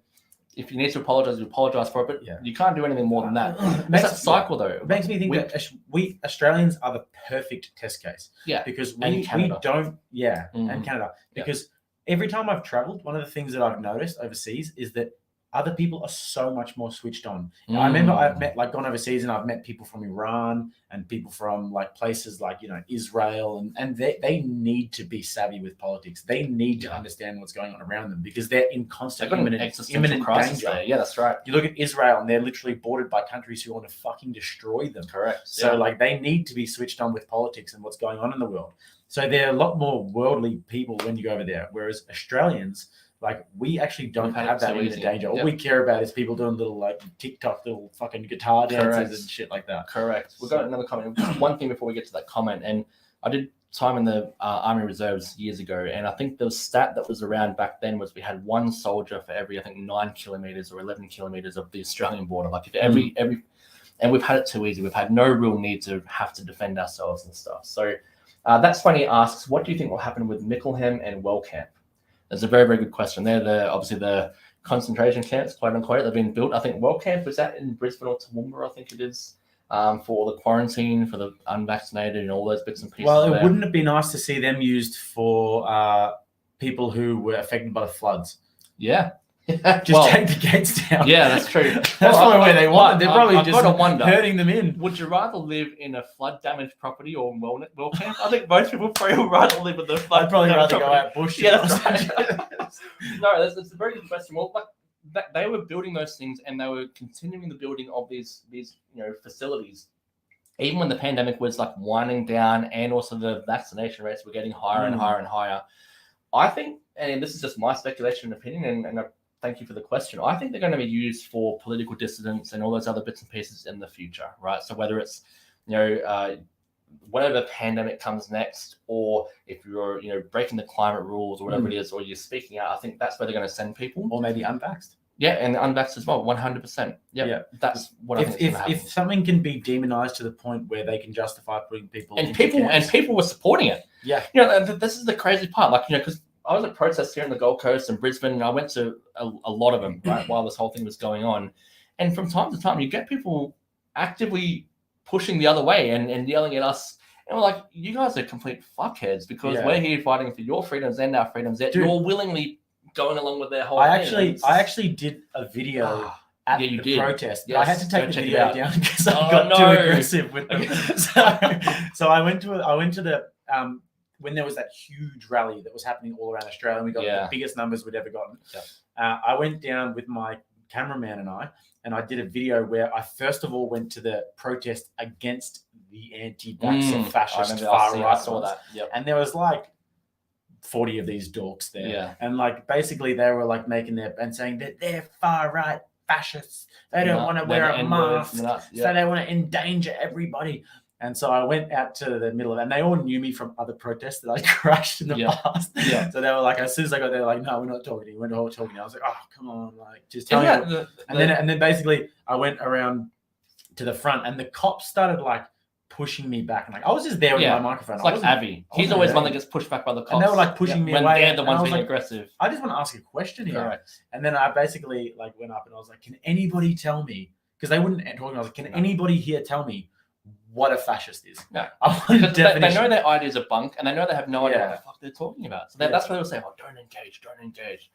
No, engage. Have discussion. And this is the thing that's also fascinating. You look at everyone on our side, quote unquote, of this things. We're all open to discussion. We're all open to looking at the facts, and we're open-minded. Yeah. The other side, they're all the ones that are very closed-minded. They're just shutting things down. They want to throw you dogmatic. 100%. Like Mickey is saying here, the scary part was that people turn on each other so quickly, right? And lost heaps of friends over this. I wouldn't say I've lost a few. Actually, I've been pretty fortunate that I haven't lost. I know that I've lost people who I probably wouldn't really care about, because like if you want to lose me as a friend over that, then you don't have the strength of character that I want in a friend. Yeah, basically. Correct. But like, yeah, man, like it was crazy when I went there. But I tell you what was even more crazy, and this is something that I still can't wrap my head around. The other people who were there, and I have got clips from the video, so I might put it up on our Instagram. I might put it up on our YouTube, like little clips, but not the whole thing. But like, Antifa were there, and I'm not talking about like people who I was like, oh, you must be Antifa with the anti-fascista flags, and they were all in black, were they? And face that's the thing that gets me. Yep, they all looked like they were straight out of Romper Stomper, and there was 3 of them who genuinely looked like they were straight out of Romper Stomper. They had the freaking what's it called the suspenders. The suspenders. Overalls. They had the Doc Martens on. They had the shaved head. They had the cigarette hanging out. The leather jacket. And I wanted to walk up to him and be like, "Aren't you like not meant to be a Nazi? I mean, you're meant to be like the anti." What am I seeing? Correct. Mm-hmm. They literally look like they were neo-Nazis. Well, they're the brown shirts, right? Yeah, well, they are. The whole thing. Nick is saying made better friends from this also, and I agree. I think that's the best. On the positive side of things, like Jake and I never knew each other before this whole thing. Like, that's right. I mean, it's terrible. But again, the connections we're making on this sort of thing is amazing. And you just go to any of the protests or the rallies and stuff like that, and the feeling there is so positive, right? So the vibes are amazing. People exactly, and just make sure you get people's contact, details and connect and integrate. Canberra had no there was like 1 or 2, but like Canberra had no. It was like bad things happening. Correct. Like, there was bad things from the residents that were down there against the protesters. There's plenty of that. But then you look at the Canadian truckers as well. Mm-hmm. I think there was like a statue that was damaged. Whoa! You mean the terrorists? Yeah. Sorry, let's get the extremists. That's right. YouTube, it's very, very clear. The Canadian terrorists. We don't support them. No, but they had like a statue that was damaged, and then they had freaking dudes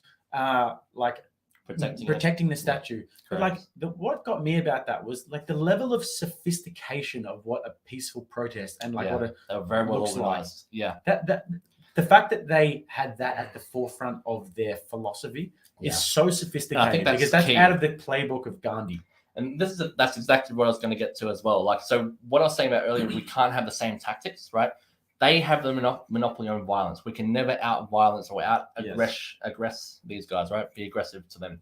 We have to be like Gandhi, and we have to poke fun and have a good time. Troll them. That's our way of winning, because when we troll them and they get more aggressive, it makes them look even worse.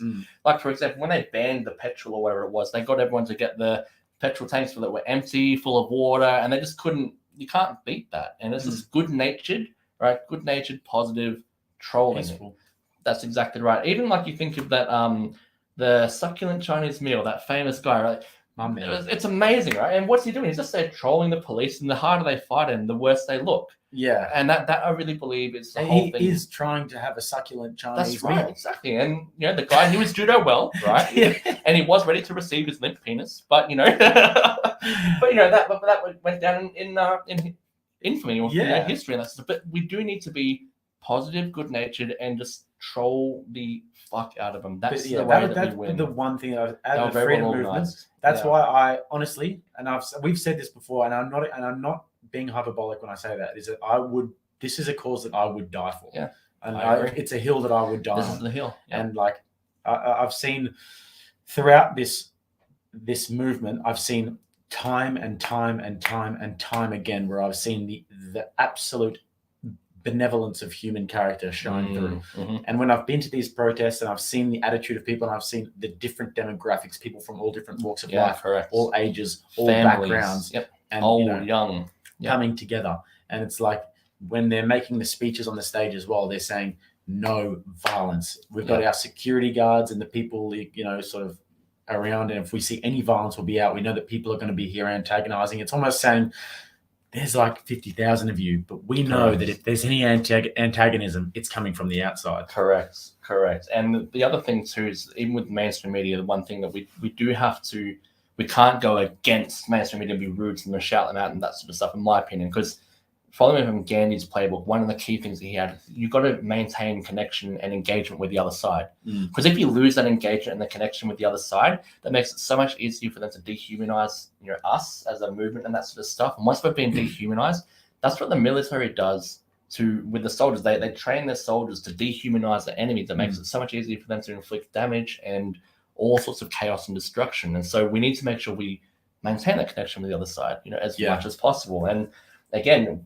if we do it in a very good-natured, positive way, it makes it far harder for them to actually clamp down on us, which it's not easy by any stretch of the imagination. Like the first thing you want to do is start punching people, Well, man, that's like when I went to that protest, I was personally offended, and like that's what that's where I went wrong that day, was that like I took it to heart when I should have been looking at them like I feel sorry for these people because they're all, like shaved head and big mullets and like all mullets, bizarre freaking fashion and like to bring back green, purple hair. And I'm like, you guys think that you're doing something right, but really you're so deeply indoctrinated by your universities and by the experiences that you've had in the education system and by what you're seeing on social media and by the echo chamber that you've surrounded yourself with, that like you're like, you can't even see the fact that there's 40 of you and 50,000 of us. We're being peaceful, but you guys are antagonizing. It gives them that purpose. That's a very key point too. Like, we've had a sense of purpose taken away from us with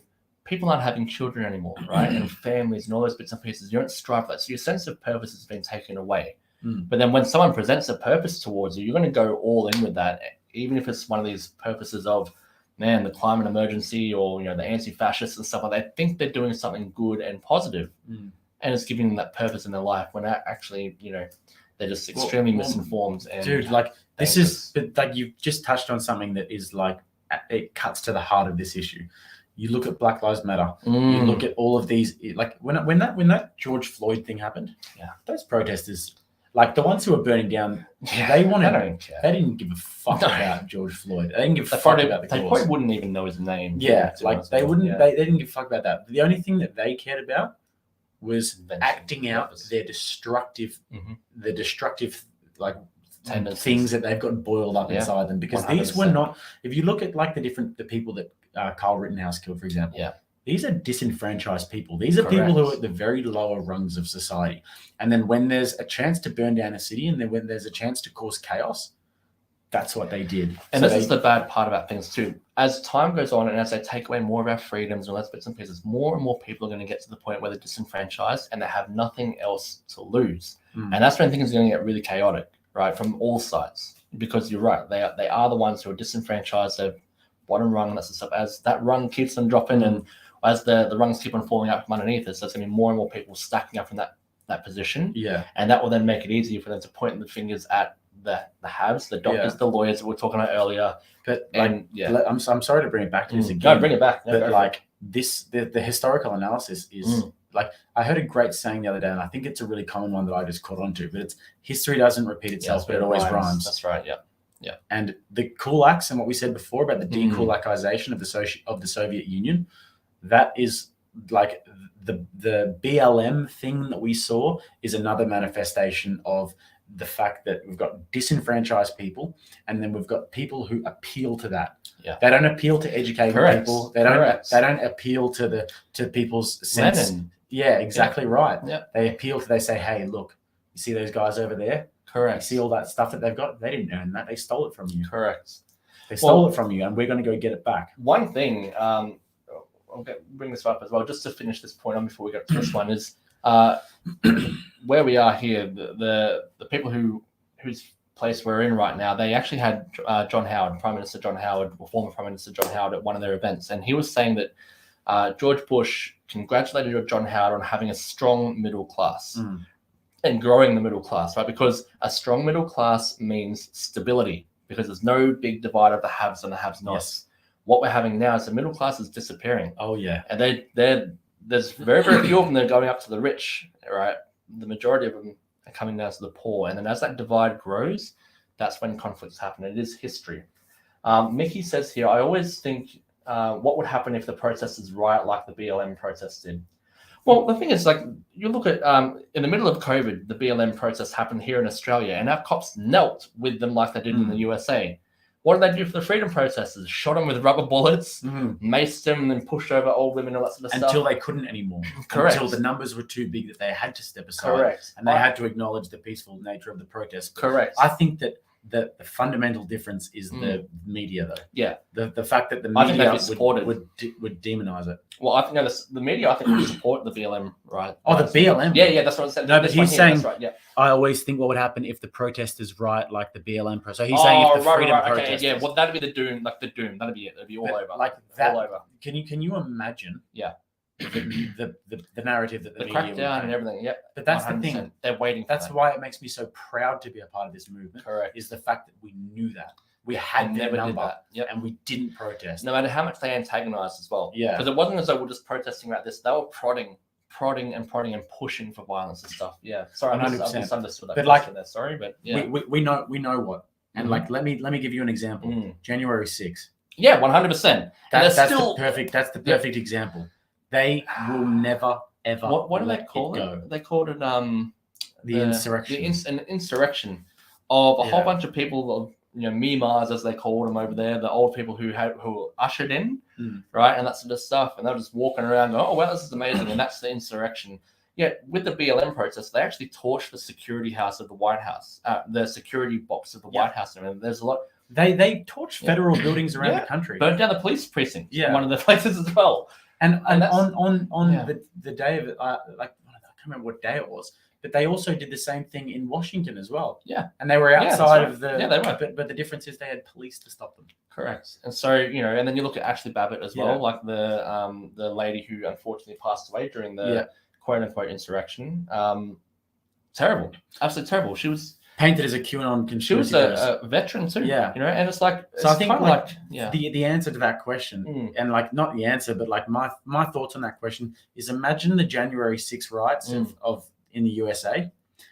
Imagine the media and like the narrative that they painted, and then imagine that in the Australian mainstream media. Yeah, 100%. That would be what we would see. Yeah, 100%.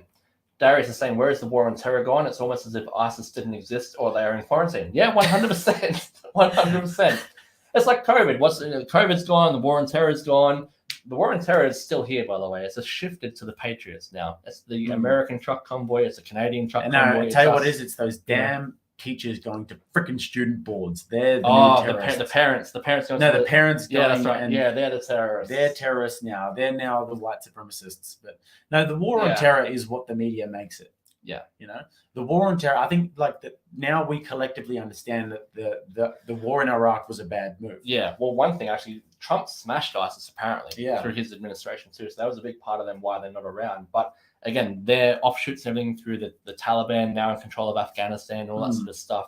They're still around. I mean, we don't know what they're doing right now, but like what we do know is that when that was hot, and then when there was videos coming out, we were seeing the Taliban hanging people from helicopters. Yeah, correct. We were seeing all different kinds of, but you can only imagine because, like, I could go into depth about why these Islamic countries are why they are, and like back in the day, you have to understand, and like I think this is generally kind of known, but Iraq was the it's absolute the mecca Yeah. of knowledge and of NRM too. science, of literature. People used to like scholars from around the world used to come to Iraq in order to sell their work, and if they had a good enough book or whatever it was, if their work was good enough, they would get paid in the weight of their book with gold. Wow. Yeah. So like, but the Library of Baghdad was like the mecca of science and of all the great things. And then when the Mongolians came along, and when the Mongolians raped and pillaged Baghdad, they didn't care about the Library of Baghdad, not at all. So they went into the Library of Baghdad and they destroyed it. And they said that the Tigris and the Euphrates River around there, or the Tigris River, I think it was next to Iraq. They said that the rivers ran red with blood and black with ink. About all of the knowledge that had been destroyed. And then after that Mongolian invasion of Iraq, there was a new sort of intellectual revolution within Islam, whereby they said that the way to be a good Muslim was to worship the I think it was to not worship science and to not worship maths, and to rather worship and to not worship the laws of science, but rather just to worship Allah. And basically Allah, I don't know if I'm allowed to say this, but he was the arbiter of I'm too brain fried right there. But basically you couldn't worship science and technology and all that sort of stuff because it was the will of Allah. Everything was the will of Allah. So there was no point in studying science. There was no point in studying gravity. There was no point in any of this because it was all the will of Allah. One thing I find interesting is that's why they reverted to fundamentalism, right? That we see now. Yeah, it's sad. It is. It's very, very sad. I've got a few things to say around that as well. But like, I just lost the train of thought. I was going to say that too. One thing I do want to say, just diverting off that a little bit, is Ray Dalio did a great video recently about the New World Order and things like that. Now he's also attached and connected to the World Economic Forum too, so I don't think I'm singing his praises and all that sort of stuff, but it does make a lot of sense. He's I think a venture capitalist and that sort of stuff, has the company, it's not BlackRock, it's one of the big investment venture capitalist firms, and he was saying that he predicts the strength, or looks at the strength of countries based on their education system. Are they well educated? Are they obviously economically strong? And he's got all these different and metrics. Also in terms of education, just quickly, how they educate. Do they educate women? Yeah, and are women is the education of women a foremost priority? Because of all the major countries in the world and the best performing countries, they all are educating women at a much higher rate. Right.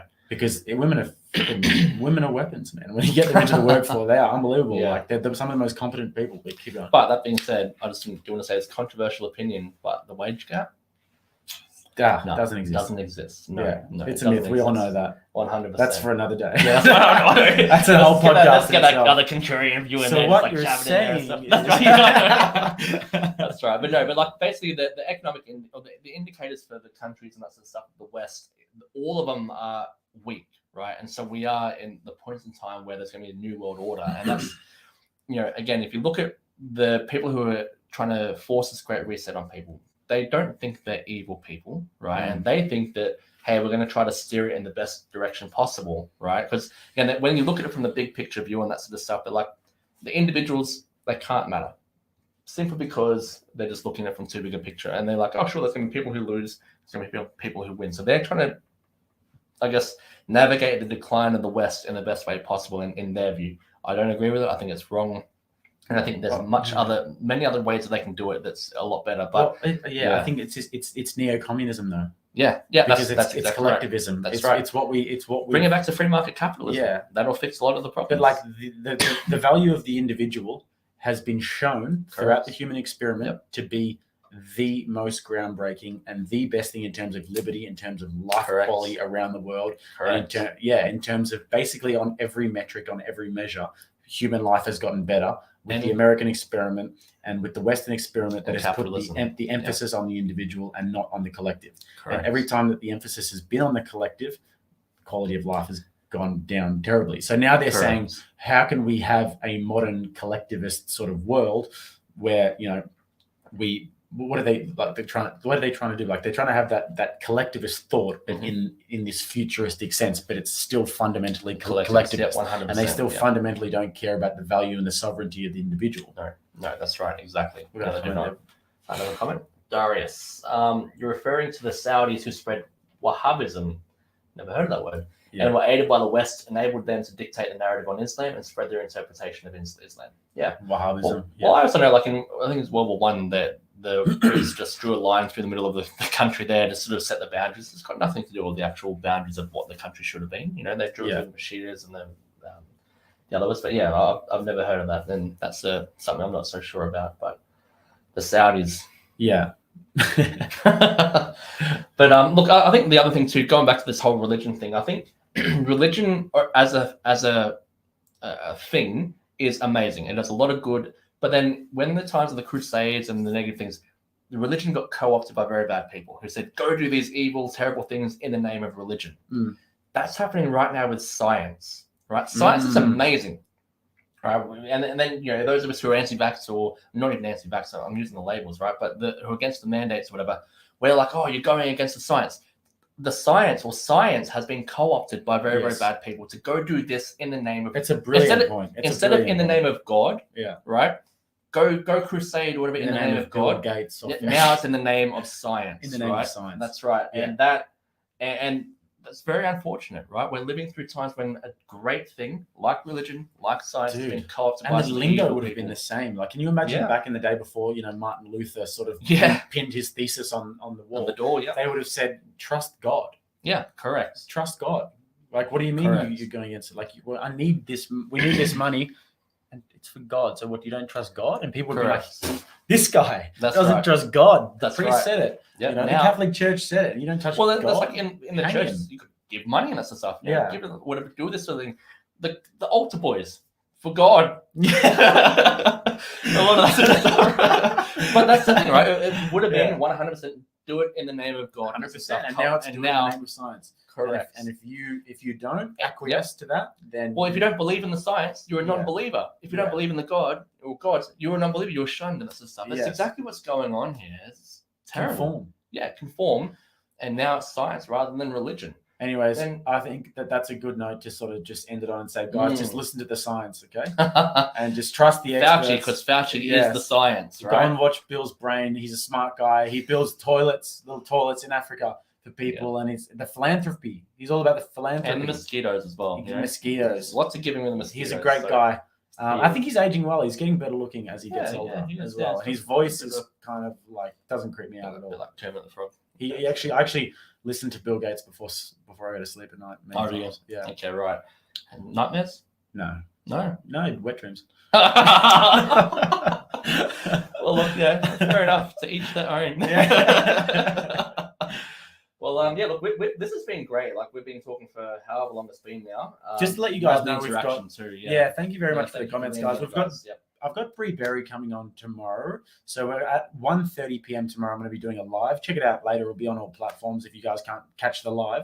But if you guys have any questions about lockdowns and about the effects of lockdowns, she's a mental health expert and worker, and she's been on the front lines, and she's got lots of great stories.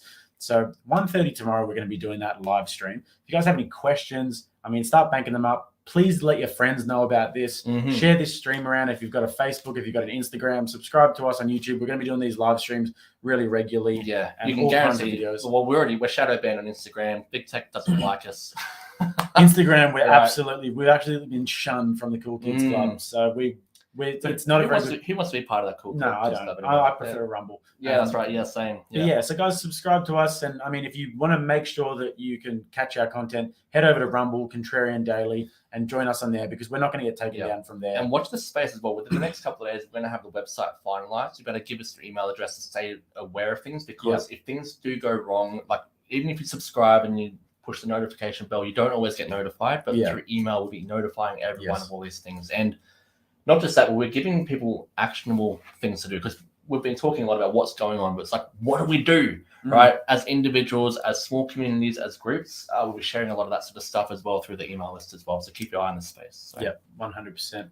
Well, thank you so much, guys. Whoever was here, joined us, and I've got a little comment there. Yeah, thank you for all the comments. Mickey, good show, guys. Thanks, Mickey. Look, Thanks, and again, the comments and you guys leaning in really makes the show as well. We love hearing from you guys and discussing it all as And well. we're trying So to build this please- community as much as possible, and all the engagement is absolutely top notch. Correct. Love it, All we guys. are, we're a couple of guys. You know, one guy who has wet dreams about Bill Gates, and so we'll have all the support we can get. So It's like a bit of Stockholm syndrome, you know. yeah, that's right. Lovely. Thanks for that, guys. Bye for now. All right, take care, guys.